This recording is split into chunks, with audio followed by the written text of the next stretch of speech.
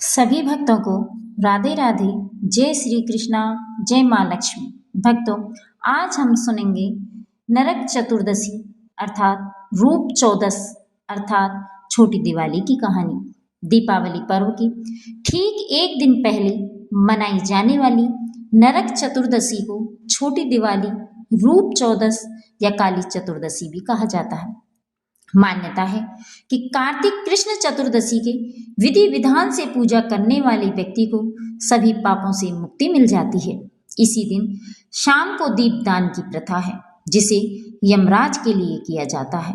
इस पर्व का जो महत्व है, उस दृष्टि से भी यह काफी महत्वपूर्ण त्योहार है। यह 5 पर्वों की श्रृंखला के मध्य में रहने वाला त्योहार है। दीपावली से 2 दिन पहले धनतेरस, फिर नरक चतुर्दशी या छोटी दीपावली आती है। इसे छोटी दीपावली इसलिए कहा जाता है क्योंकि दीपावली से एक दिन पहले रात के वक्त उसी प्रकार दिए की रोशनी से रात के तिमिर को प्रकाश पुंज से दूर भगा दिया जाता है, जैसे दीपावली की रात को। कथा के अनुसार इस रात दिए जलाने की प्रथा के संदर्भ में कई पौराणिक कथाएं और लोक मान्यताएं हैं। कथा के अनुसार आज के दिन ही भगवान श्री कृष्ण ने अत्याचारी और दुराचारी दुर्दांत असुर नरकासुर का वध किया था और 16,100 कन्याओं को नरकासुर के बंदी गृह से मुक्त कर उन्हें सम्मान प्रदान किया था। इस उपलक्ष्य में दियों की बारात सजाई जाती है।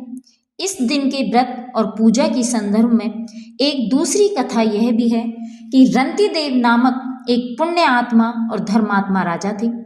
उन्होंने अनजाने में भी कोई पाप नहीं किया था, लेकिन जब मृत्यु का समय आया तो उनके समक्ष यमदूत आ खड़े हुए।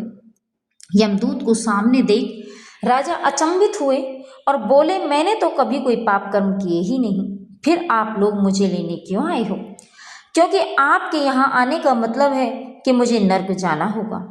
आप मुझ पर कृपा करें और बताएं कि मेरे किस अपराध के कारण मुझे नरक जाना पड़ रहा है। यह सुनकर यमदूत ने कहा कि हे राजन, एक बार आपके द्वार से एक बार एक ब्राह्मण भूखा लौट गया था। यह उसी पाप कर्म का फल है। इसके बाद राजा ने यमदूत से 1 वर्ष का समय मांगा। तब यमदूतों ने राजा को 1 वर्ष की मोहलत दे दी। राजा अपनी परेशानी लेकर ऋषियों के पास पहुंचे और उन्हें अपनी सारी कहानी सुनाकर उनसे इस पाप की मुक्ति का उपाय पूछा। तब ऋषि ने उन्हें बताया कि कार्तिक मास की कृष्ण पक्ष की चतुर्दशी का व्रत करें और ब्राह्मणों को भोजन करवाकर उनके प्रति हुए अपने अपराधों के लिए क्षमा याचना करें। राजा ने वैसा ही किया जैसा ऋषियों ने उन्हें बताया। इस प्रकार राजा पाप मुक्त हुए और उन्हें विष्णु लोक में स्थान प्राप्त हुआ। उस दिन से पाप और नरक से मुक्ति हेतु भूलोक में कार्तिक चतुर्दशी के दिन का यह व्रत प्रचलित है। इस प्रकार से हमारी ये नरक चतुर्दशी अर्थात रूप चतुर्दशी कथा संपन्न होती है।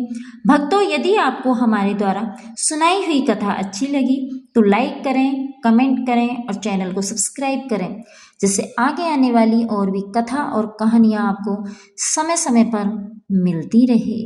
बोलो लक्ष्मी मैया की जय, विष्णु भगवान की जय।